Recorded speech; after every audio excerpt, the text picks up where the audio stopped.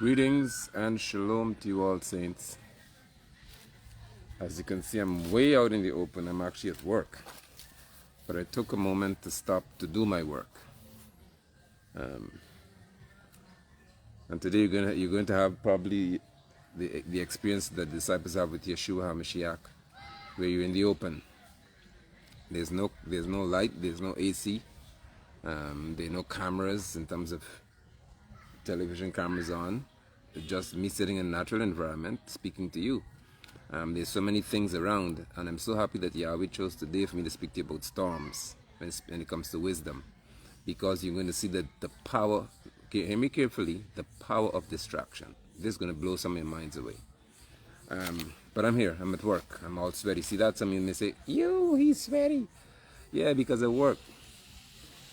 It's what you call Sunday, and I'm at work. All right? I'm on a construction site, but I'm here. So I bid you shalom. There'll be noise, as I said, and this happens on purpose, where you're going to see the power of distraction. We're speaking to storms today, saints and wisdom, and we're speaking to storms. So my camera may not be stable, the audio may not be the best that you want it to be, but at the end of the day, you'll understand how to focus. I bid you shalom. If you can see me clearly, you can also hear me clearly, please let me know. A worker or two may be shouting for me and want some advice or something. Just bear with me, all right?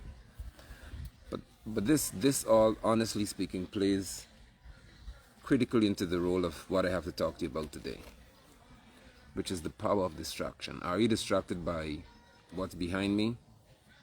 The metal fence?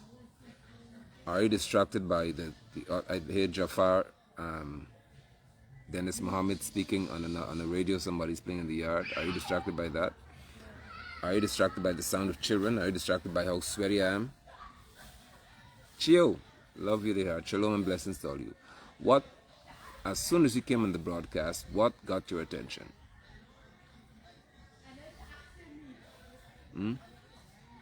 Are you distracted by the fact that, oh, I'm an apostle, and it's Sunday, and I'm at work?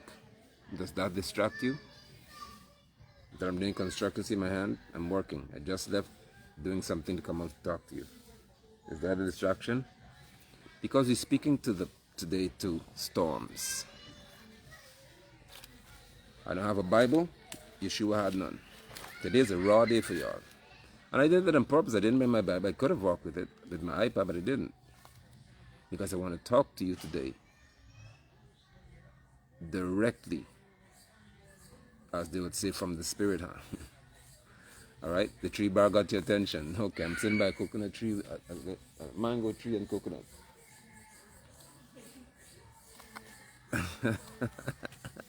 Yeah, Pastor, man. All right. So this would be not brief because I have to go back to work, but because the potency, I know what some of you can handle and can't handle. So we talk until Yahweh says stop, because I know some of y'all can't deal with the rest of it. According to Matityahu and others who reported, it looks nice, Amanda. Come, let's have a ball. Shalom. Yeshua, you all know this by heart. I have to read it, but I want to show you something. Yeshua HaMashiach. Here, Delia, I'm working hard, prophetess. Yeshua HaMashiach, our Messiah. He was in a boat. Or before we get to the boat, he came knowing that he had an assignment. His assignment was to do the will of his Father. That's what he said. Shalom, Sister Sandal. HaMashiach, Yeshua said that my will or my meat is to do the will of my Father. He understood his assignment. He understood his purpose. In his wisdom, he also knew that a part of his assignment would have included selecting people, appointing people, empowering them to continue to do that which he was doing when he left. Let me say it again.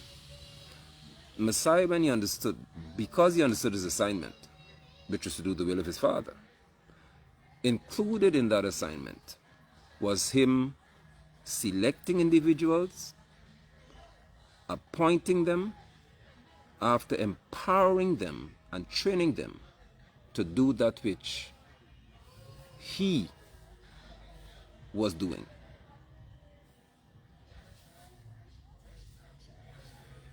Yeshua HaMashiach's assignment did not include leaving a void in the earth.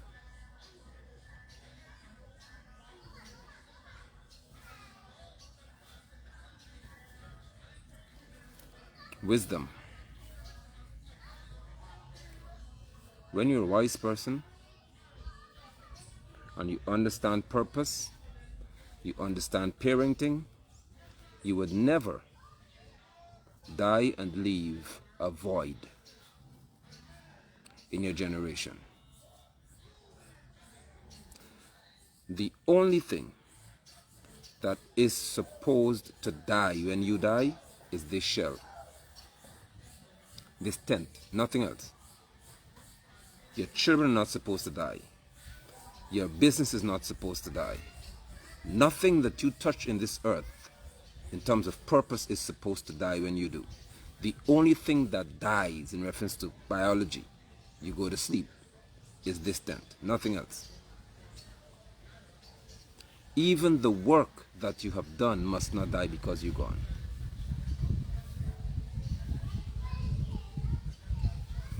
And our Messiah was an example of that. He ensured he empowered these men. So he said to some of them, follow me. Remember that? You know the text, follow me and I'll make you fishers of men. They began to follow him. He called others who are not fishermen. He said, follow me. And they began to follow him. They began to walk with him. And in walking with Messiah, this is where we begin to get a little tough here now. In walking with Yeshua HaMashiach, the disciples encountered some strange lessons. If I were to ask you all today, are you a disciple of Yeshua's? You know what you'll say? Yes. I'll test you. I have my water in a black plastic bag which I'll take out. I'll show you how you were taught in the religious way that will destroy you if you don't learn the truth and obey it. Watch this. How many of you, and don't lie to me, be honest. Regina said be honest. I didn't see her today. Where is she? How many of you in this broadcast, if I were to ask you, are you a disciple of Yeshua HaMashiach, would say yes? Don't lie to me. Tell the truth, because I want to show you something. We speak into wisdom here, we get into storms, and I show you something here. How many of you will say, yes, I am a disciple? Because you were taught that. You were taught that you're disciples of Yeshua. Well, of Jesus. Have you not been taught as well? Go ye into all the world, preach the gospel, and then they say, by this will men know that you are my disciples, if you have love one for another. Correct?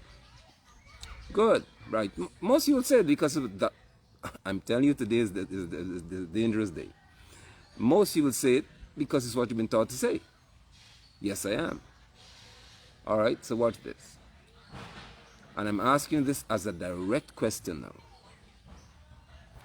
What has he taught you personally?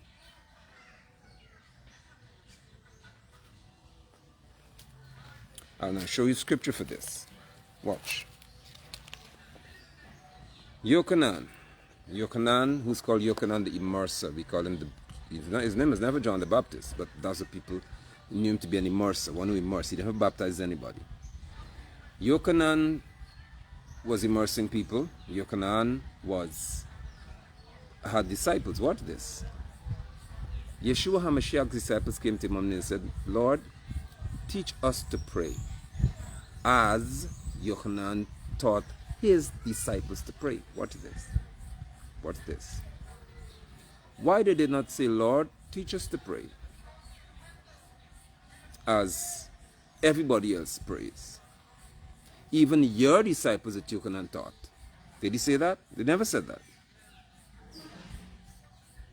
They never said that. They said, teach us to pray as Yochanan, I think that's Matthew 5 somewhere, taught his disciples to pray. Let me ask you again. What has Yeshua HaMashiach ever taught you personally?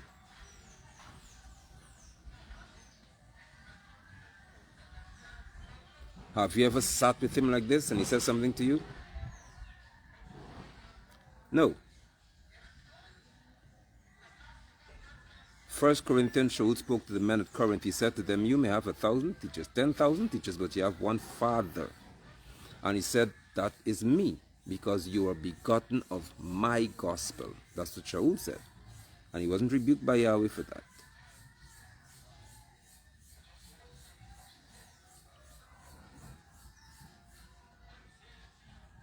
So when Yeshua told his disciples to make disciples of men, he never said make my disciples.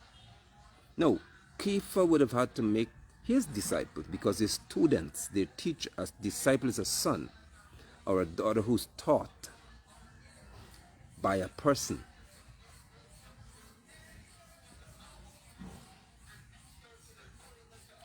So when Yeshua's disciples were with him,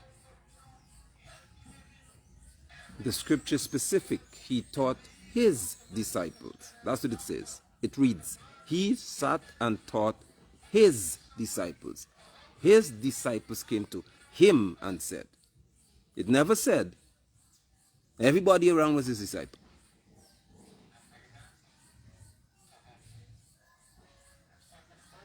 So our Messiah, let me give you another view. Our Messiah, Yeshua HaMashiach, was,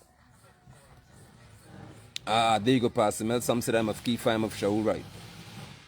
So when Yeshua had his disciples following him, Mommy, good to see you. Shalom, I'm outdoors. When Yeshua's disciples were following him, listen to what he said to them now. In one instance he said, they were on a boat. They were in the boat. All right? And he was with them in this boat. You all know this one, huh?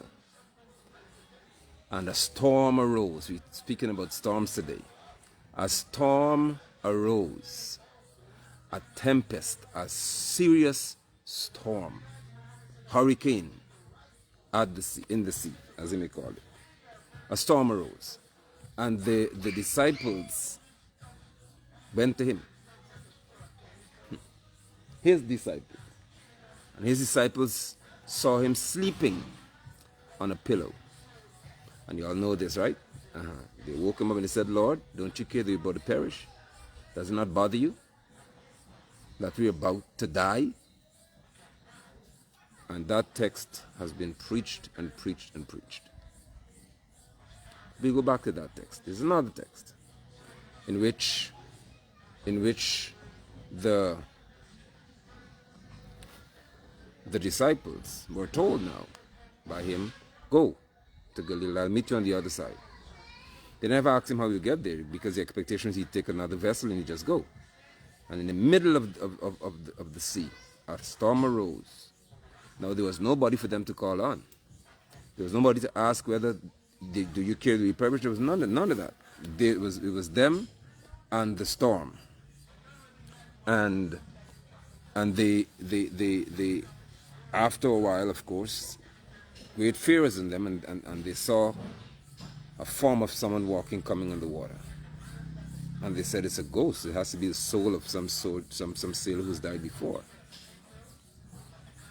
Of course, Yeshua, he said, well, shalom, it is I. And Mr. Kepha said, well, if it's you, that was not faith. He said, if it's you, let me come walking like you. That was doubt. So something has happened here that we have to speak to. On at least 2 or 3 occasions, in reference to water and wind, Yeshua HaMashiach's disciples encountered storms. Shalom, my brother. He told them that apart from this tempest you experience here, you will also experience storms where people will have, you like the backyard, huh? I'm at work, where people are going to be fighting you and having winds blown your way. And it's called persecution. He said they'll hate you for my name's sake. That's a storm. Messiah said they're going to hate you for my name's sake. That's a storm. He said, don't think I came to bring shalom. I came to bring a sword. I came to set family members against each other. That's a storm. As one who is discipled by the instruction of Yeshua HaMashiach, you are expected, when you possess wisdom, to know how to go through storms. Because storms for the saint are inevitable.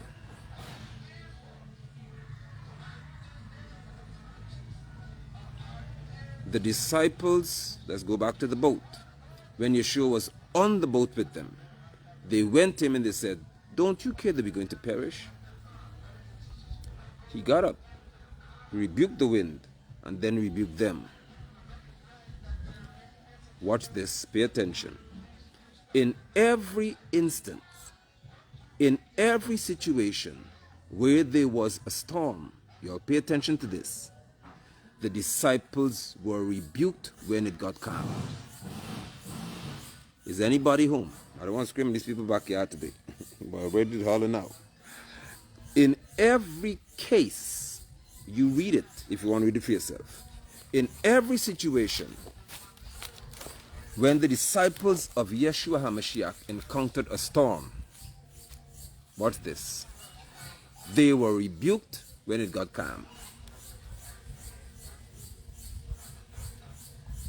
Now I want you to take that and I want you to let it marinate for a second.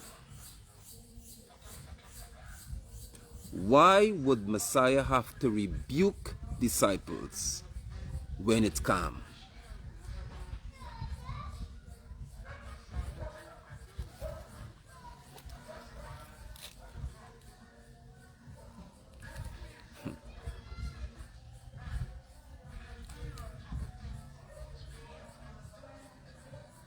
Once the storm was addressed, they were rebuked.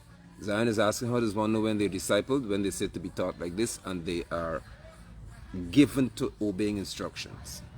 A disciple is one who's a student or son or daughter who's taught and who's given to identifying the teacher or the father in the faith, or one who guides them and instructs them according to Yahweh's way. So Yeshua, back to the lesson, Yeshua HaMashiach had to rebuke these men. He had to rebuke these men whenever there was a calm after storm.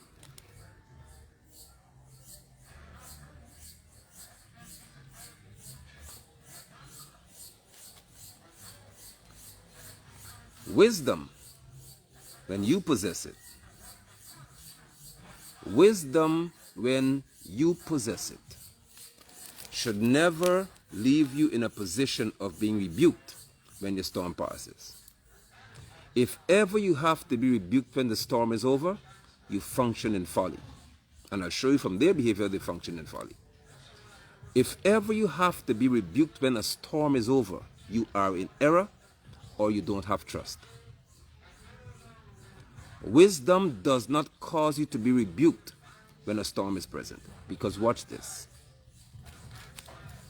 There is no one who belongs to Yahweh, none, who will die in a storm.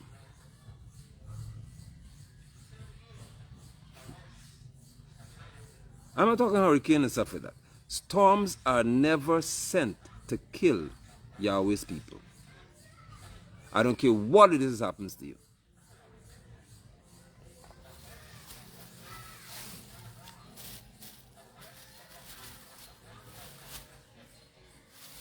Storms are not sent to kill you. Never do they do that.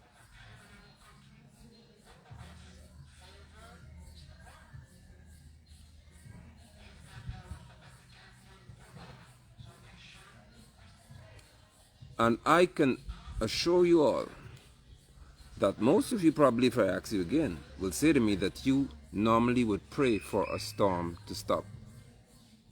Because you ask me to do it. You reach out to me or to somebody else, and if I don't respond to you favorably, you find somebody else and you ask for this storm in your marriage to stop. A storm in your body to stop. You always ask for a storm to end. Do you know why? Because you are afraid of suffering in it.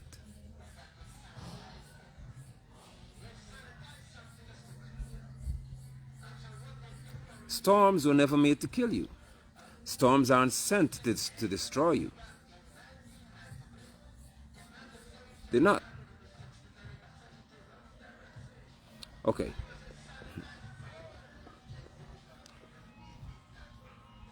Are you aware? Are you aware that as a saint of Yeshua HaMashiach, as a saint of his, are you aware that you are, Marcy said, I ask for strength and direction to see through it. Even that you don't need. You don't even need strength to go through a storm.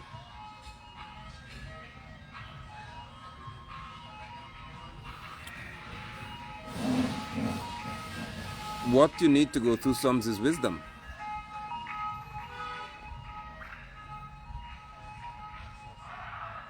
What you need to go through a storm is wisdom, not strength.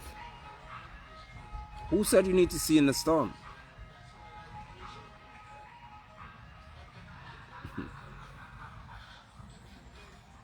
Who said that you have to see when you're going through a storm? And let me just bring this close home to y'all. And I get what Marcy is getting at, because most people do that. Lord, just show me. You may pray.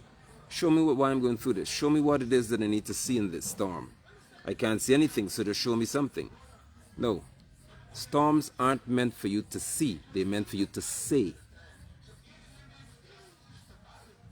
And as I'm saying to you, on the occasions Yeshua got up and he rebuked the wind. To rebuke it is to speak to it.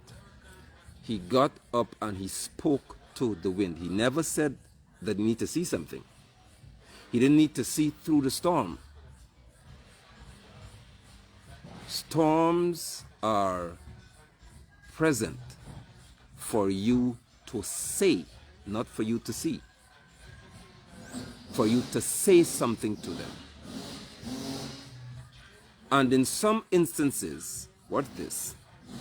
They are present for you to say nothing. What this?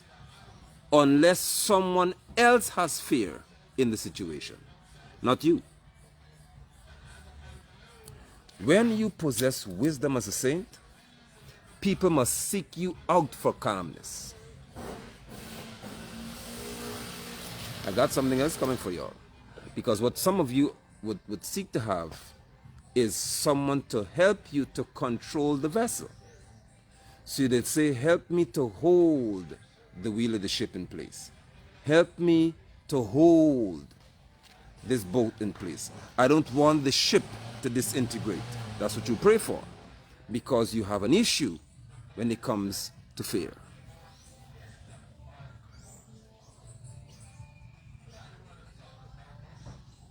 And when you don't have help in a storm, you say the persons are insensitive to your need. But watch this. Are you sensitive to your purpose? I don't want to shout today, as I said in the backyard. I want to hear me clearly though. Are you sensitive to your purpose? If your purpose is not to perish in a storm, then you don't need help in it. Yeshua never asked for help in a storm. Never. Yeshua, our Messiah, never sought help in a storm. Why do you seek it? Why do you seek it? Your Messiah never sought for help. Why are you so eager to find people to help you when you're going through stuff?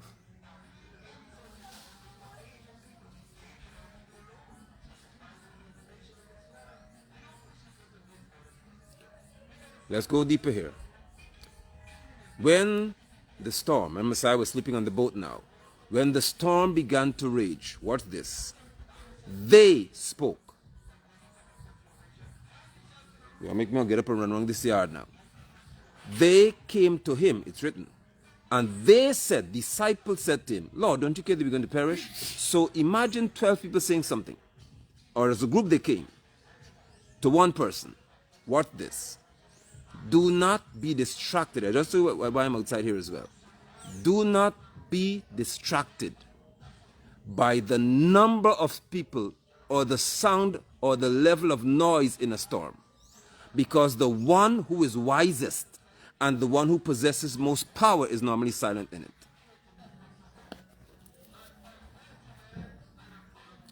Boy, I tell you all this today. And you know, I like the old Baptist preachers that tell your neighbor. You say, touch your neighbor, say, neighbor. Listen to me, y'all. Noise is not help. And your distraction is that you turn to those who are saying things to you. Watch this. Or saying the same thing as you when you're going through stuff. And you get comfort from them people telling you, but I'm going through the same thing. How is that help? I don't care if I make noise now. Let me hear me preaching in the back. How does it help you? If people can say, or you can tell somebody that I am going through the same thing as you are, is that help?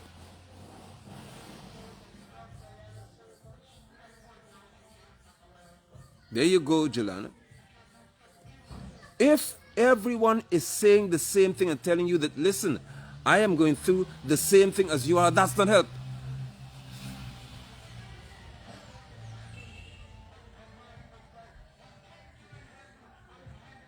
When you are hearing a lot of voices in the midst of trials and testing, find the silent one. Find the silent one. You go observe who is calm and who is quiet when there's trouble. That's the wise person. That's somebody who understands that this environment doesn't faze me. So they went to him and they were speaking, and of course they had to speak above the sound of the wind because storms aren't quiet. So they had to be loud enough for him to hear them, though the winds would have been billowing. And he heard them. I hope you'll get this today. He heard them. Hence, when he got up and spoke to the wind, he rebuked them. Not him. All of them got rebuked because he heard them. Have you not had cases when you were in Jesus, when the church in trouble, the pastor called all you all to pray? I didn't do that. I'm telling you I know you experienced that one. Let's have prayer meeting tonight. Let us all pray about this matter.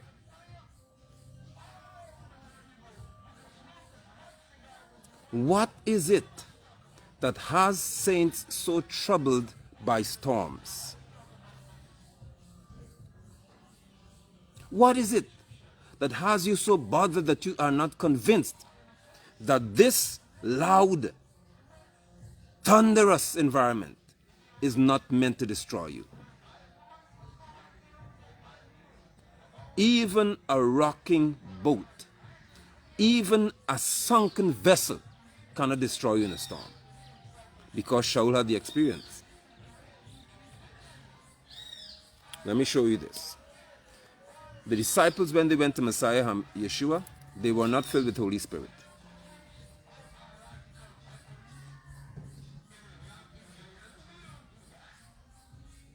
When say find the person that after giving long list of things,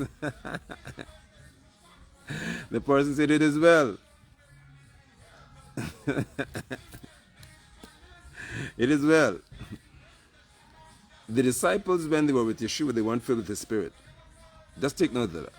Take note of that. And when they didn't have His Spirit, they had the world of fear in them. And so they went to Him and said, don't you care that we're going to perish? Aren't you concerned that we are going to die? He got up, He rebuked the wind, and then He spoke to them. What's the other part of this text? Wisdom. The disciples said, wow, what manner of person is this, that even the winds obey him. Is that not what they said? They said that even the winds obey him. They were amazed by the fact that the wind was responding to the voice of their Messiah. But here's the issue, saints. Here's what we have to talk about. The wind was obedient. The wind, which possesses no life, according to their wisdom, was obedient.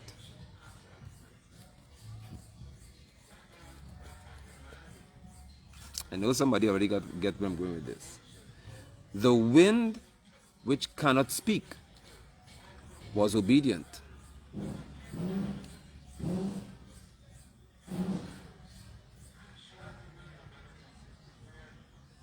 The wind, which had no authority to say anything to anybody, was obedient.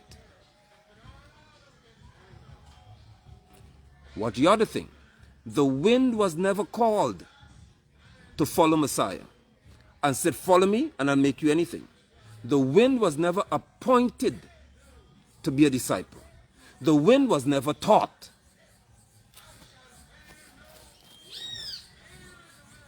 But the wind was obedient.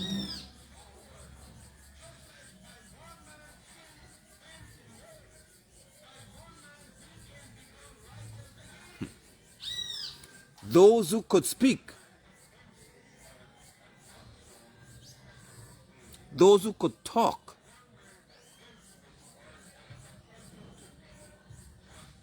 were upset to know that the Messiah could be sleeping when they're going through this. But the wind had no problem. He didn't have to rebuke it 3 or 4 times. The wind immediately knew that once the sound of the voice speaking to me,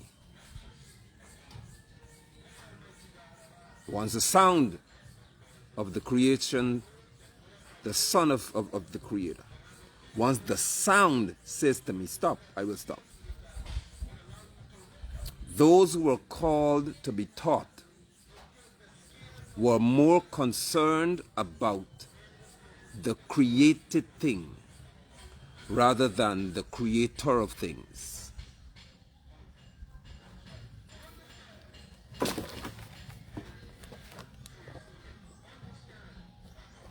And the wind ceased. It stopped. Everything was now calm. And when everything was calm, they began to marvel and said, wow, even the wind obeys you. You're not ordinary.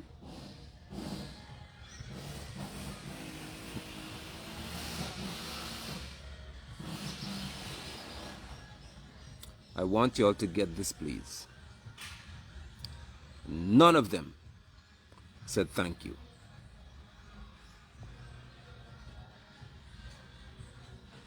And in your prayer, in your issue, in your storm, I've encountered so many of you, your greatest attention is to the storm ceasing, not gratitude for it ending.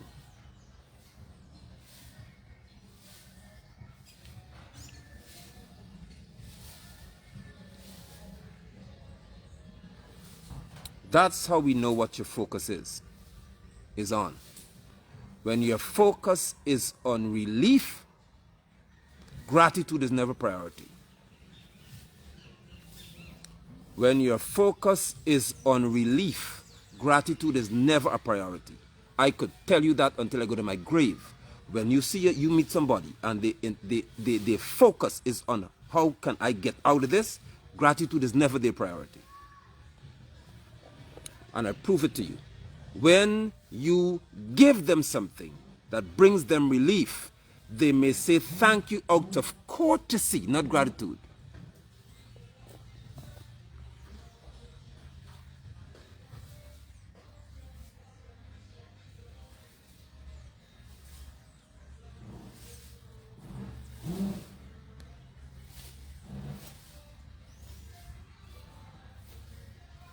And some of you teach your children that. You teach your children, and you do it all the time, to say thank you when they receive something from you. That's not gratitude. That's politeness. That's not gratitude. A child who is grateful will never have to be taught gratitude. They value the giver. That's gratitude. They don't value what they received. So if I give you my bottle of tropical mist water, and you say thank you, you're grateful that I gave you water. You're thankful, as a matter of fact. You're not grateful. Because you drink the water and you go on your way. Gratitude places value on the giver.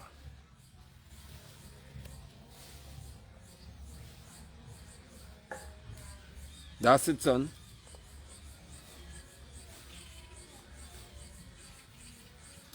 None of these disciples even said thank you, even expressed gratitude. They marveled at the fact that the storm stopped upon an instruction. That is not gratitude. That's amazement. They were impressed by power. Let me go here with y'all. They were impressed by the demonstration of power. They were not grateful for their life being saved.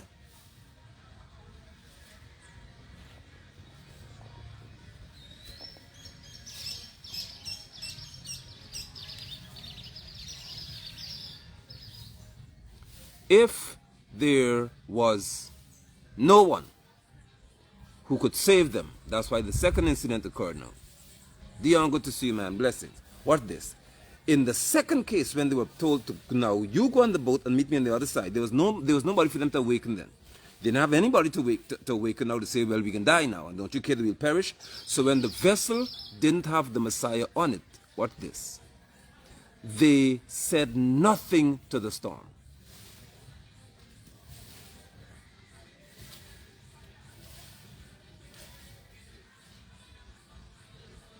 Saints, when you are facing a storm, when you are in the midst of a hurricane in your life, in the midst of a tornado in your life, most of you look for Messiah.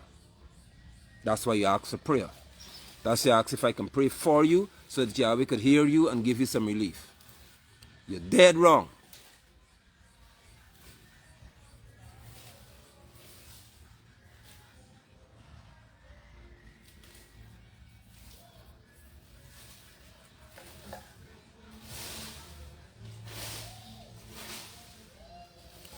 They didn't have him on the vessel, so they couldn't look to anybody for power.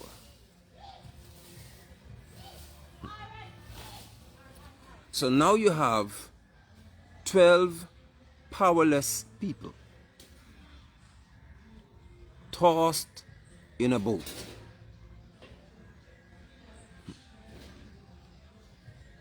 Nobody could speak to the storm because all of them were powerless. That's the other thing I need to teach you about storms now. The other point is this. Having company does not bring a solution when no one has power. Having company does not bring a solution. That's wisdom. In the midst of a storm, company doesn't help you. Power does. And even power won't help you when I get to the other point. In the midst of a storm, company isn't equivalent to power. 12 of them were on the boat and none of them could stop the wind. Watch this. They were together. Church people say they were united in fear.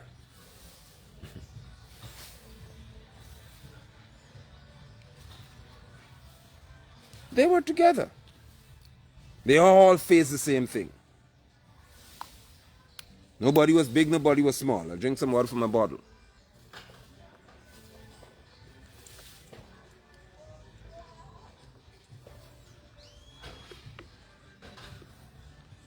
They were together.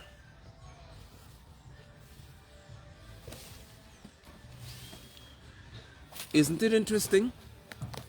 Shalom Apostle T. Is it not interesting that so many of you can name those who were with you when you go through things, but you can never name one of those who helped you out of it or who got you out of it? Is it not amazing that you can identify company but not power?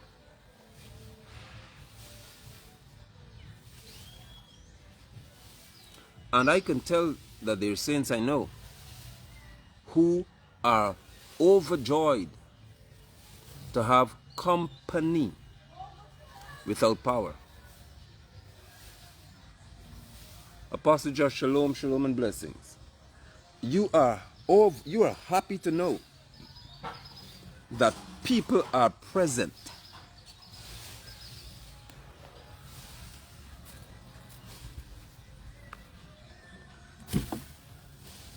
In the case of the storm now, where Messiah was not on the vessel, he was absent. Power was absent, but they had company. They had association. They had the same problems. They could relate to each other.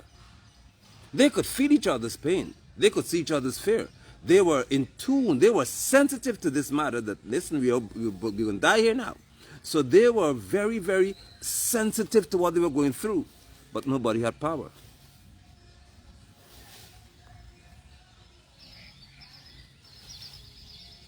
They could hold each other and cry together.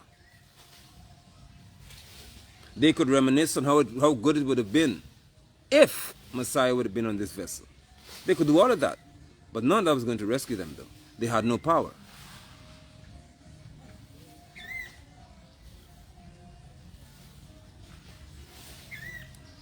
When Shaul was headed to Rome, I think it was Rome he was going to for his trial, he had a vision or a dream, and he was told that nobody's going to perish in this vessel.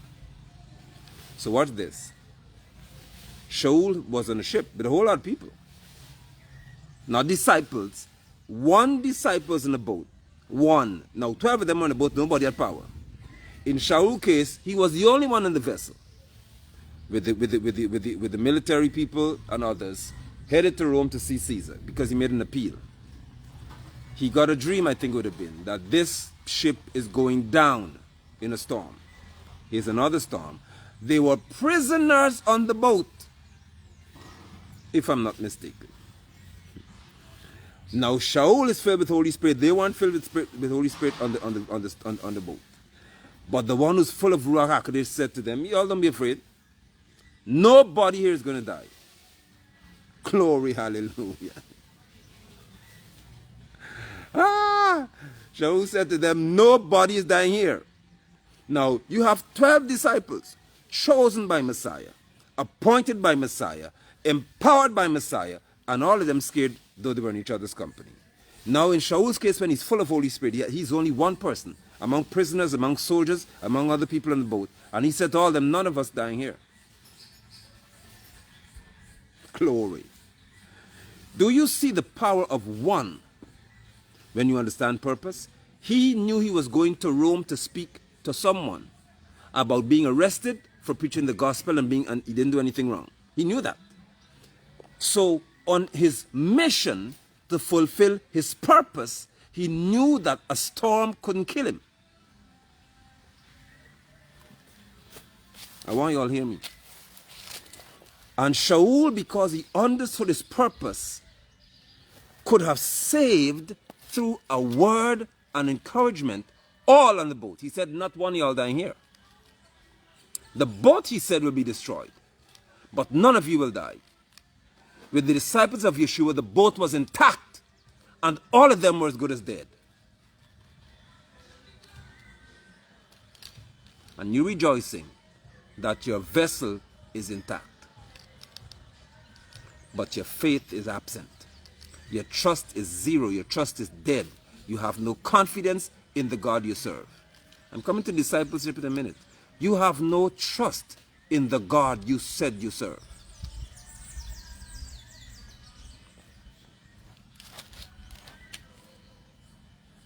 Shaul did not speak to the storm.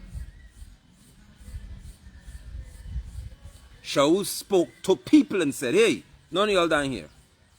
He didn't tell the storm to stop. I would that y'all get this. He didn't hold a special prayer meeting for the storm to end. He didn't say, let's agree and pray on the boat. None of that. He was the only one who had faith in terms of belief, but he knew his assignment. And he said, he didn't even talk to the storm. He talked to people and said, y'all don't be afraid of the storm. No, this can't kill nobody here. This cannot kill anybody here. And they all lived. Watch this. The vessel was destroyed. But they were living. They were floating in the water. They were floating on objects. But they were living.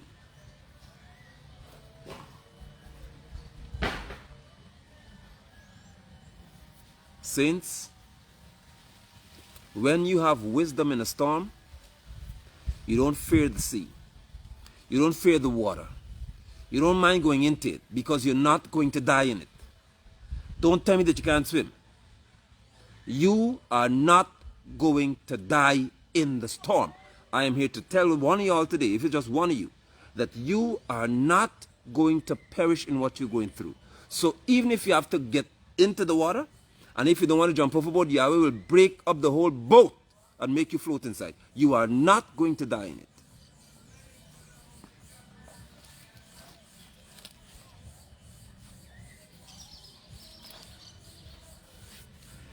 Even if I have nothing to take me to the other side, death will not take me under. I am not going to die. Y'all just type that for somebody. Somebody who's sitting patiently folding their hand waiting for you to die in this situation, or for whatever it is to perish. Type this. I am not dying in this. Please, type this. I am not dying in this. For heaven's sake, type this. Somebody needs to get it from you. I am not dying in this. I don't care how long you sit and wait for me to go. I am not dying in this.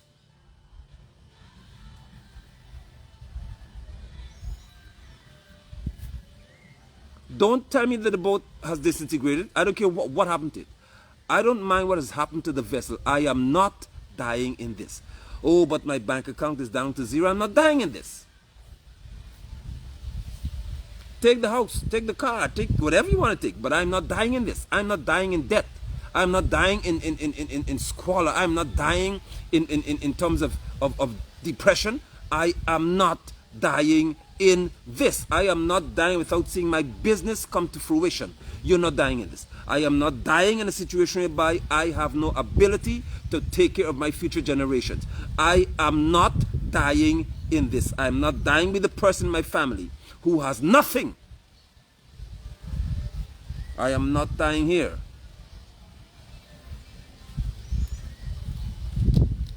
I'm not dying here. I am not dying in this.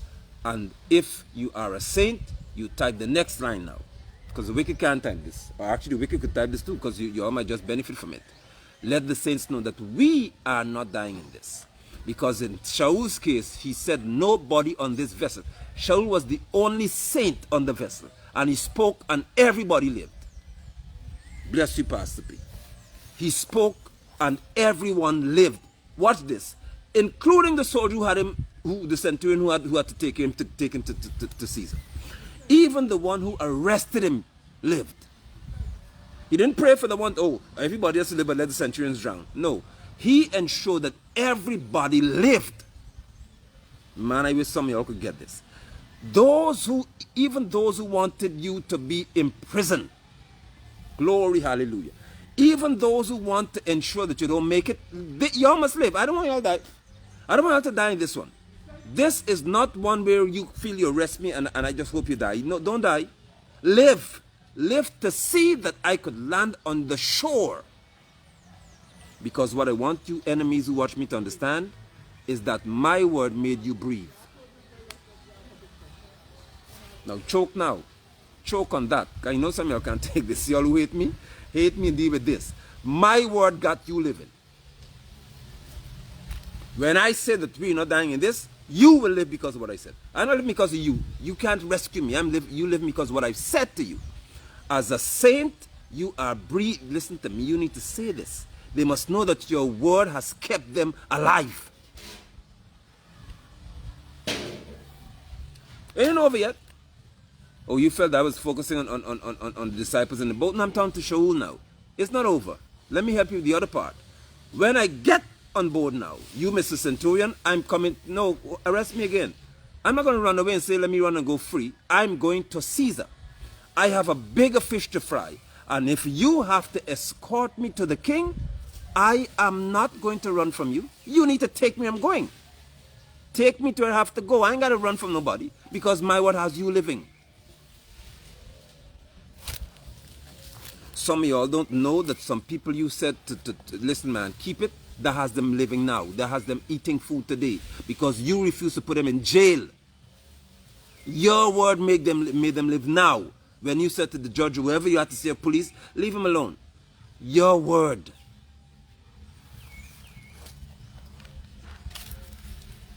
Wisdom does not make you celebrate freedom without completing purpose and assignment. You need to stop this nonsense. Don't tell me that because you felt better or because somebody tell you you're free to go, you run away and you go in church and testify, I was released and I'm happy. No, if you're supposed to see the king, your assignment is not completed until you see the king. Don't tell me that the ship sunk and so I was released on the shore. No, I didn't come to be on no shore. I came to see the king. I came to talk to Agrippa. If I have to meet Agrippa or I have to meet Caesar, the boat sinking, us landing on an island doesn't solve my problem. I need to see who I came to see. Saints, when you have an assignment, when you have a vision, when you have a dream and a passion, let nothing, let no hurdle, no storm stop you on this road. When you have wisdom, storms don't stop you.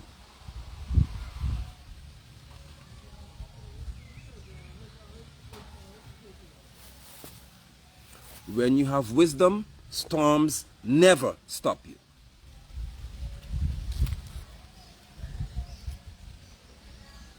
Keep meeting them. But Apostle, I met 10 people, then meet 10 more. Apostle, 20 people told me no, then meet 21 more.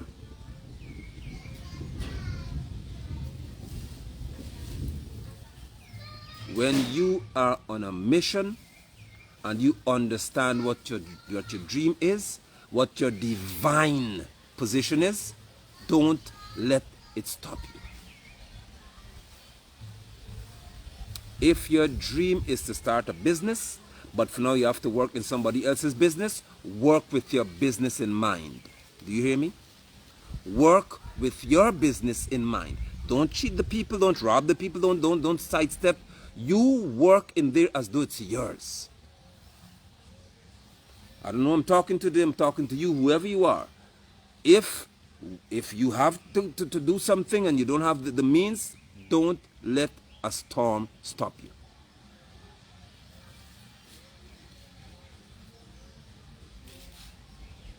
Whatever you are doing,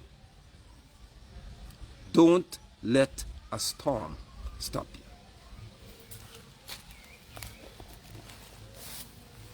Shaul said, I have to meet somebody. And this shore right here where we ended up is not my destination. So watch this. I may be out of the water. I may be out of a sunken vessel. I may be out of trouble.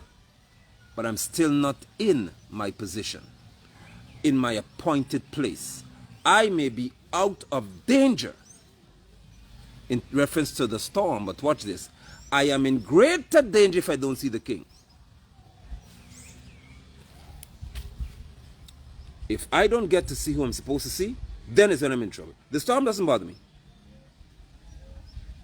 If I fail to see who I should, and I fail to encounter who I should, and I fail to speak to whom I should, then I have a problem.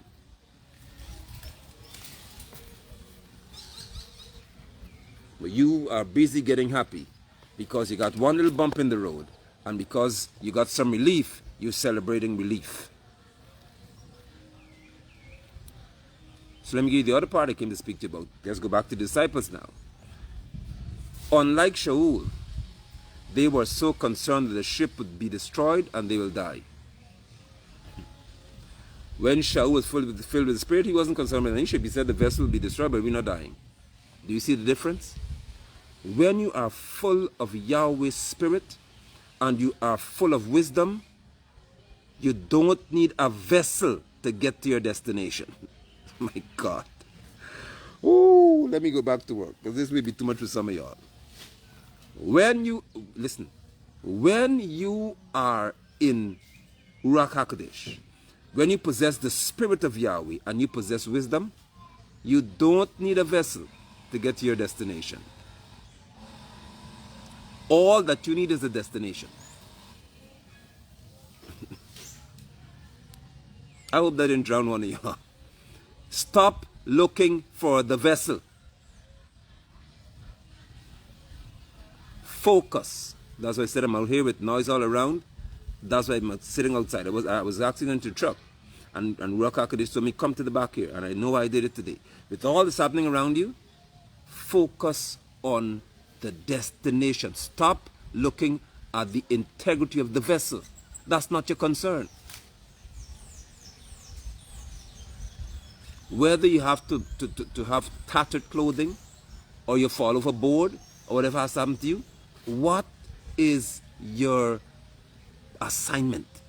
Is it a boat ride or to see the king? Huh?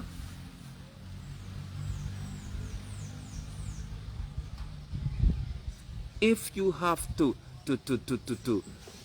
sweep the road to get that machine in to start a business, to do a business, sweep the road. Stop looking at the vessel.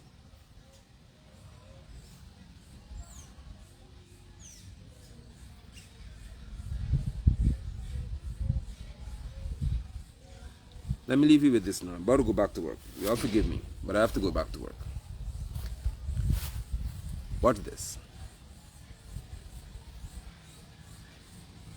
The disciples marveled. And you can type it. Well, look at that. Indeed, Fudge. Listen. The disciples on the boat of Messiah. He spoke to the wind and he said, wow, even the winds obey him. If Pastor Mel, if Daddy's wrong, tell him start typing now. Because I'm about to go. You got to start typing 20 minutes before I stop talking. Listen. The disciples said, wow, even the wind obey him. They were amazed by the fact that the wind was obedient. What this? They said, even the winds obey this man. This man isn't ordinary. They marveled at the fact that the winds were obedient.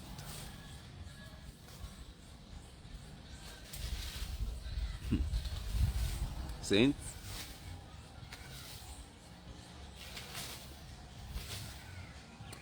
they were impressed by power. And as I said to you now, when you possess wisdom, even power doesn't impress you. They were impressed by power. Shaul was driven by purpose.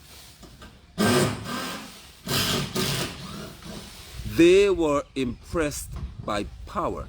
And so many of you seek people who have power. So you want someone with power to solve your problem. Shaul did not look for power to solve his problem.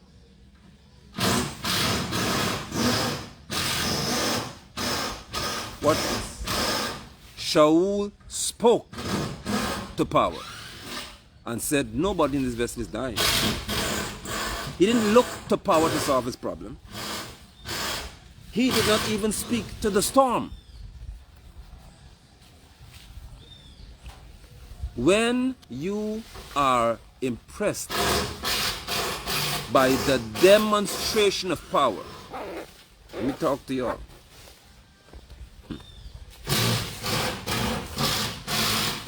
You are tempted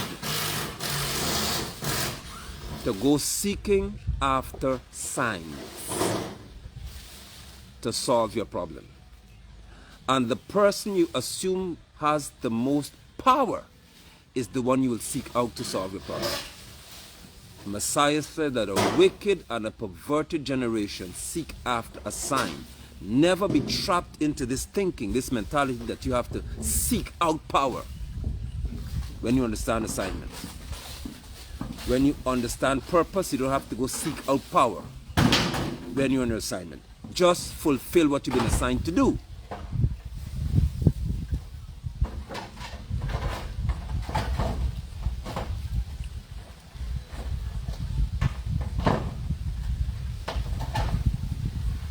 You always want to know who knows whom and who could get you to whom and who could fix this and who can do that. Stop.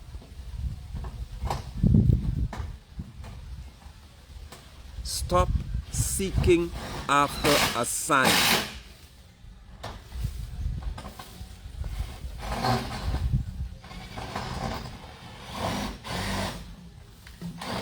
I thank Yahweh for the introduction to this matter regarding storm, because we talk about this again.